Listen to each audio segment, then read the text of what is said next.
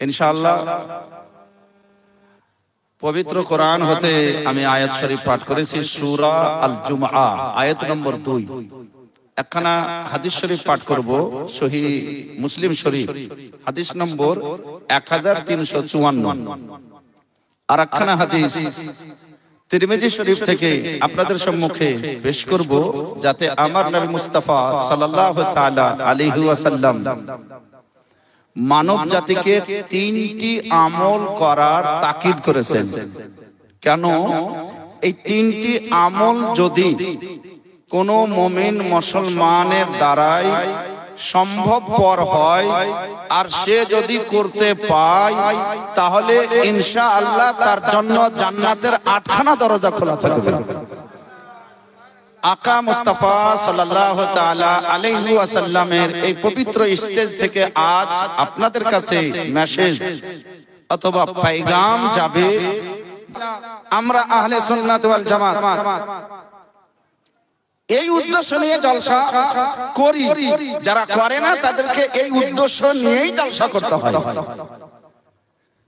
আজ আপনাদের সম্মুখে আমি 2-4টি কথা ইনশাআল্লাহ রাখবো। খুব দুঃখ লাগে, বহু মানুষ জানাজা পড়তে যায় কিন্তু দাঁড়িয়ে থাকে কাতারে, জানাজা পড়ে না। এরকম কটা লোক আছে আপনি চিনেন? আমি চিনি, কিন্তু আছে। ইমাম সাহেবের সাথে নিজের মায়ের জানাজা পড়তে গেছে, কত কষ্টের ব্যাপার। জলসা শুনে মুসলমান যদি আপনি কিছুই না শিখতে পারলেন, তাহলে জলসা শোনাটা আপনার বেকার হয়ে গেল। সারা রাত শুধুমাত্র আপনি জাগরণ করলেন, ব্যর্থ।